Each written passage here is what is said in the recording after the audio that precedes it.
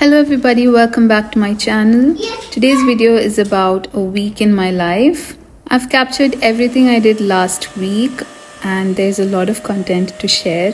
This week's video is a bit longer than usual, so grab a cup of coffee, tea or your favorite drink, sit back and I hope you enjoy this. I'm sharing a detailed look into my week, including my daily routine, how I plan my days, and how I divide my cooking to increase productivity and free up time on other days.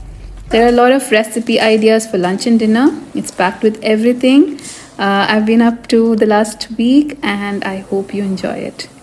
Our new week starts on Sunday, which is a busy day for me. That's when I cook for both Sunday and Monday, preparing lunch and dinner for both days. I also get things ready for the kids' lunch boxes and sometimes even for our breakfast. I finish all the cooking on Sunday morning, so this is that day. So first I fried some chicken because I wanted to make Mongolian chicken for dinner on Monday. I fried the chicken and prepared the sauce also ready in advance. So on Monday, all I will need to do is saute some garlic, pour the sauce into the pan, let it thicken, and then add the fried chicken into it, and dinner will be ready in no time. I also made fish curry for Monday, so that's taken care of too.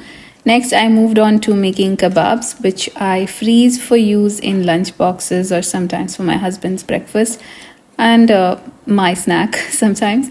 I tried a new viral hack for rolling kebabs perfectly and it's been a game changer. Just look at how perfect they turned out. I'm in love with this hack. I plan to pair the fish curry with putta, which I also prepared in advance for Monday. Some of you might think this is too much pre-cooking, but this is how I like to work. I prefer not to enter the kitchen frequently, so I keep everything ready. I had some leftover chicken, so I made a sandwich filling for dinner. For Sunday's lunch, I plan to make mutton valla curry or mutton stew with ghee rice. So that's ready too. I love mutton curry so much that I just can't control myself. Every time I make it, I have to eat at least one piece of mutton. So that's all that I did on Sunday. I usually get very tired after this meal prep, but every Sunday I also have a YouTube video to post. After finishing in the kitchen, I spend the entire day in front of my iPad working on that until Maghrib, when I finally get to post it. Now it's Monday. I'm free in the kitchen since I don't have much work to do. For lunchtime, I just heated the fish curry, fried some papad and made rice for the kids. As they don't like putta much. For my husband, it was putta and fish curry, and for the rest of us, it was rice and fish curry. In the morning, I had a Reels video to shoot, so I was busy with that. This is why I cook in bulk on one day, because the next day I usually have something to shoot either for Reels or for YouTube. So it's like a full day process. After cooking fish curry, it's time for some bukhur burning to ward off the fishy smell from the house. It's a must for us. Even though I'm not a big fan of the strong smell of bukhur, I feel nothing works as best as bukhur to remove the fish smell from the house.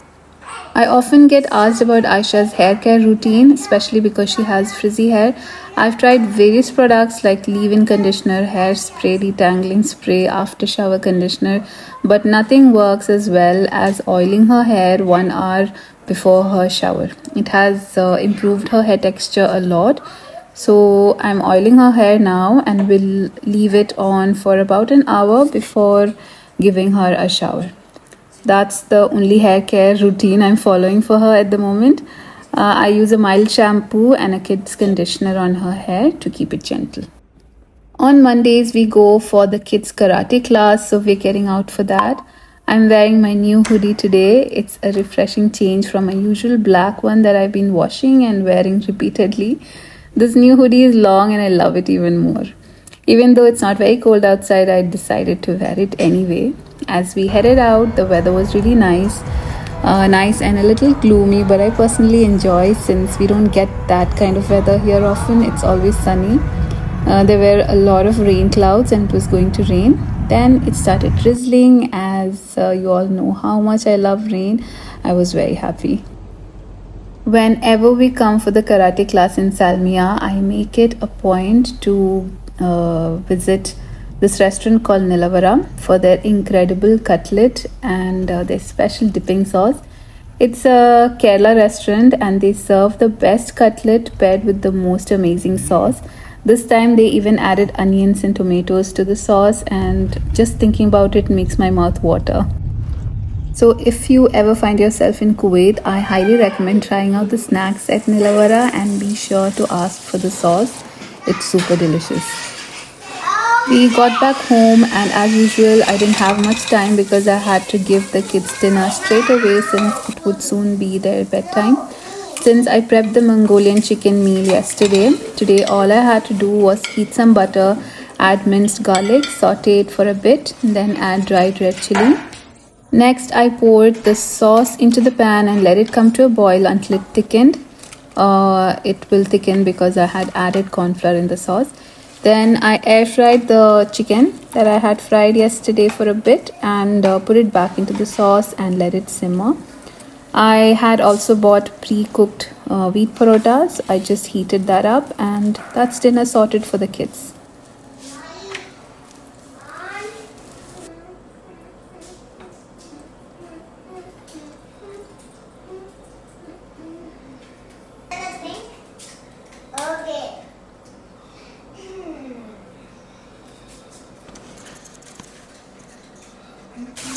Now it's Tuesday, which means it's another meal prep day for me. On Tuesdays, I cook for both Tuesday and Wednesday. Today's menu includes my mom-in-law's style egg curry for Tuesday lunch, a dish I didn't know about until I got married. To make this unique egg curry, I started by blending grated coconut with fennel seeds and warm water until smooth. Though I usually aim for a very smooth consistency, I made a slight mistake this time and didn't grind it as well as I should have. Then in a pan, I heated some coconut oil and sauteed onions and green chilies. Then I added turmeric powder, red chili powder before pouring in the ground coconut mixture.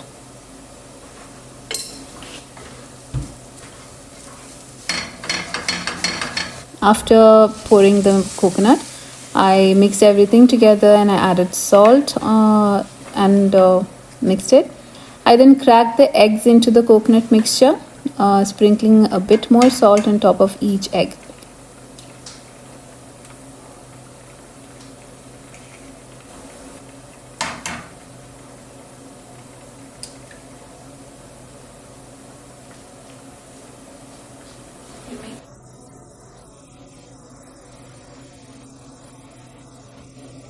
I covered and cooked it on low flame until the eggs were cooked through, and there you have it. The egg curry is ready. I'll be serving it with patil or rice pancake, which is a perfect combination. For next day's lunch, I plan to make chicken korma, so I prepared that as well and kept it ready. Alongside the chicken korma, I decided to make rice dosa, so I made the dosa batter also ready. So everything is set for tomorrow's lunch. After finishing the cooking, I spent the day shooting for my home decor video, which I've already posted. I was busy with painting, arranging and creating a gallery wall. If you haven't seen the video yet, please do check it out. There are lots of tips on how to make your home look cozy. I've been feeling a bit stuck lately when it comes to ideas for my YouTube vlogs.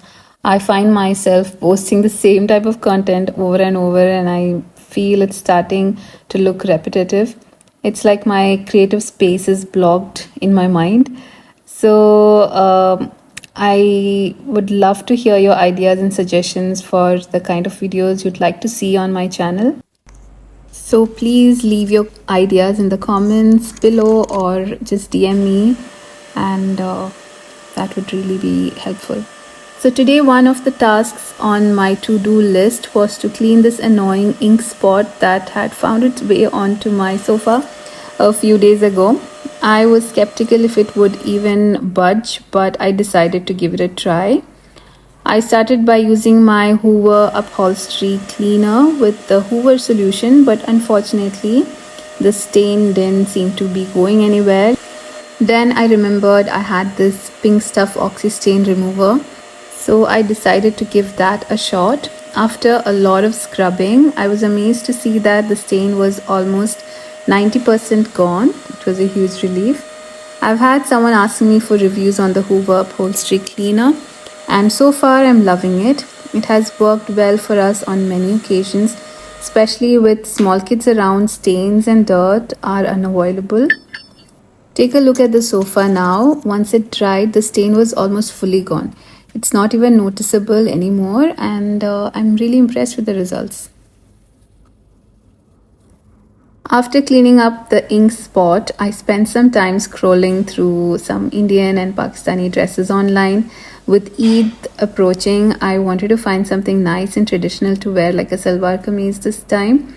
So I came across some stunning collections, particularly from Aga Noor and Zara Shah Jahan. Take a look at the vibrant colors and intricate designs in Aga Noor. It's absolutely stunning. And these options from Zara Shah Jahan, especially this anarkali suit, the red and white one, has completely captured my heart. The only downside is that it comes unstitched, and I was really hoping for something already stitched. So if you're on a hunt for great e-dresses, definitely check out these pages. Another one to explore is dyot.pk, dyot.pk. I found that there are nice, affordable, priced suits there. I really love Pakistani traditional wear because they have the best designs. On a different note, I wanted to show you some jutis that I got. The dark brown ones are from a brand called Zuruj, a Pakistani brand again, that I ordered last year for a very reasonable price. It was just 3 KD per juti, and they even deliver it to Kuwait. The other pretty juti is from Fizzy Goblet, a popular brand in India, and it was actually a gift from a very dear friend. I absolutely love the design and I love how comfortable it is. Today is Wednesday, which means it's YouTube video posting day for me. But let me tell you, the process of posting a video on YouTube is no walk in the park. It's a labor of love that requires immense effort and dedication. You won't imagine how much time and effort it takes to produce just one video. I plan and shoot on separate days. Then comes the editing process, which can take up to almost an entire day for me because I'm editing and shooting, I'm doing everything alone. It's a big task, and then there's adding the voiceover, making the display picture, and more.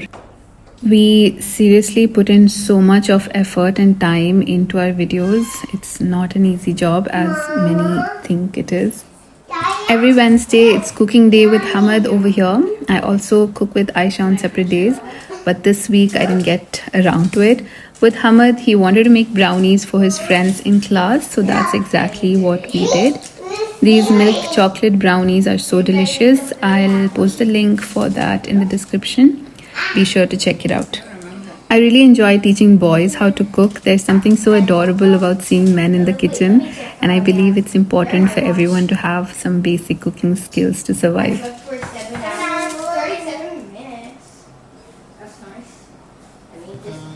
So it was Thursday morning, and I was busy getting the lunch boxes ready. For Aisha, I made mini idlis using store-bought batter. She loves her idlis with sugar, so that's what I packed for her today.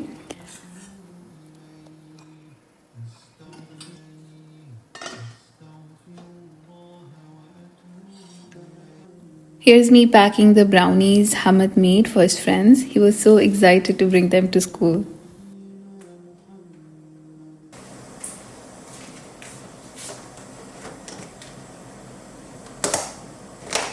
The idlis are ready, and I have a tip for you. To prevent the idlis from sticking to the mold, spread some butter on it, and it works perfectly every time. I had some cauliflower already cut in the fridge, so I spread some olive oil and salt on it and air fried it along with my pre-made kebabs. Hamad isn't a fan of idli, so I'm making him a kebab wrap in a tortilla. This will also be breakfast for my husband. For the wrap, I added some chili mayo, placed the kebabs and iceberg lettuce inside, and topped it with a bit of sriracha and mayonnaise. Hamad loves spicy food, but Aisha can't handle the heat, which is why she's getting idlis instead.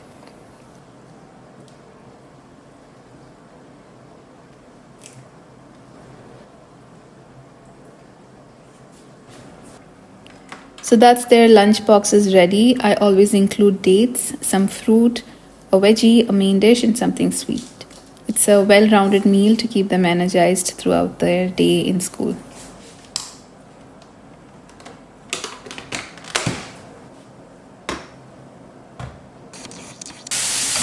It's Thursday, and this is again my meal prep day. I cook 3 times a week on Sunday, Tuesday, and Thursday.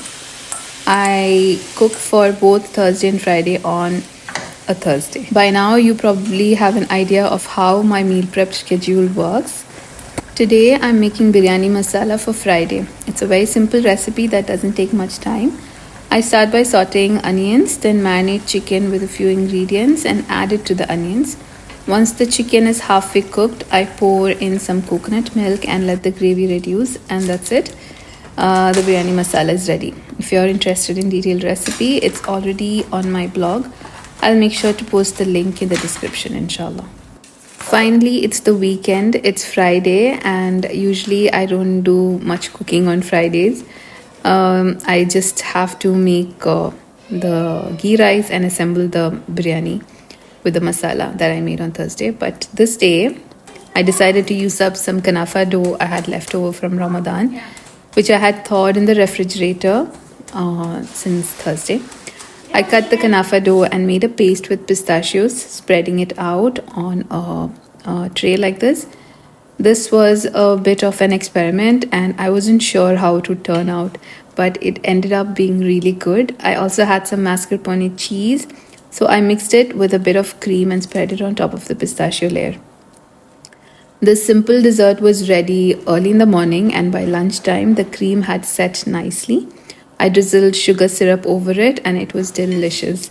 I absolutely love Arabic desserts. Of course, before dessert, we had the biryani I prepped. I didn't get a chance to take a video of all that because Fridays are usually very busy with everyone at home. So Friday after lunch, we rested a bit and then we headed out to visit the Sheikh Abdullah Al Salam Cultural Center in Kuwait. We've been there before, but it's such a beautiful museum that we decided to visit again since the kids wanted to see it, and the last time we went they were really small. It's a very large museum. I think it's one of the world's largest museum. I'm not sure, but I think it is.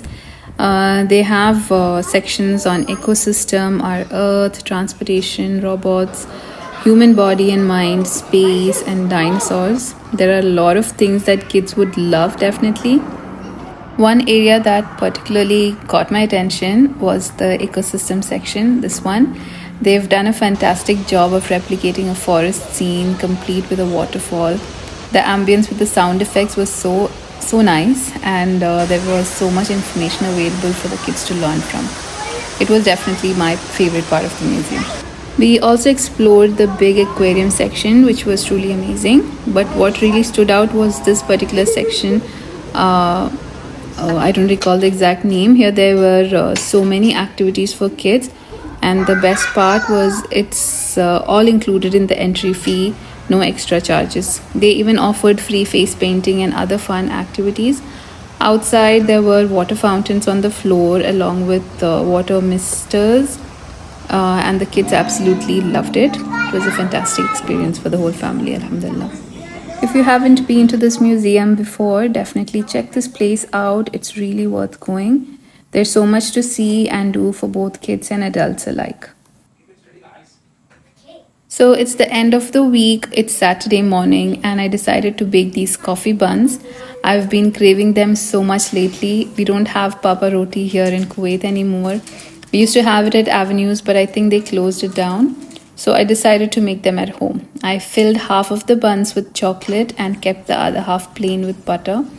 They turned out really nice and the kids especially loved the ones with chocolate inside. It was a delicious treat for everybody.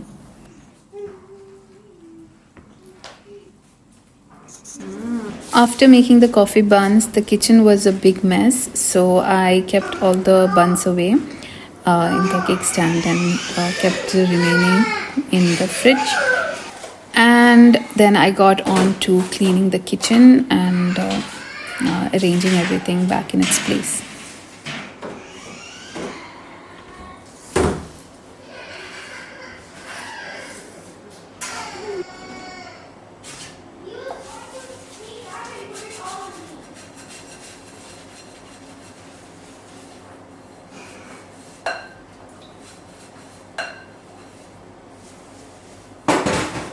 I had promised to take Hamad out for some mama son time today.